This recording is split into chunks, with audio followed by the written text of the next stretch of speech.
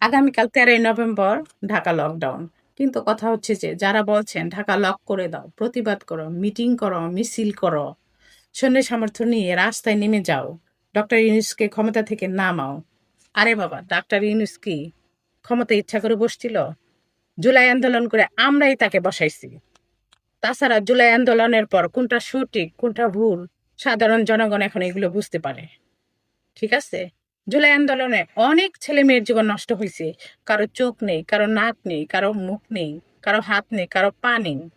কোথায় কেউ তো তাদের দায়িত্ব নেয়নি, কেউ তো তাদের পাশে নাই। সে বাইরে বসে এসব উস্কানিমূলক বক্তব্য না দিয়ে সব দল বসে আমাদের দেশটাকে গড়ুন। আমাদের দেশের অবস্থা খুব খারাপ। এসব হানাহানি বাদ দেন। তাছাড়া একটা আন্দোলনে আমাদের জানমাল এবং আমাদের দেশের সম্পদের অনেক ক্ষতি হয়, আর্থিক ক্ষতি হয়। এভাবে করলে আমাদের দেশ কোনোদিনও উন্নতি করতে পারবে না। প্লিজ, আপনারা দেশের বাহিরে বসে অনেক ভালো আছেন, কিন্তু আমরা সাধারণ জনগণ ভুক্তভোগী। আমাদেরকে এইবার একটু মুক্তি দেন, শান্তি মতো থাকতে দেন।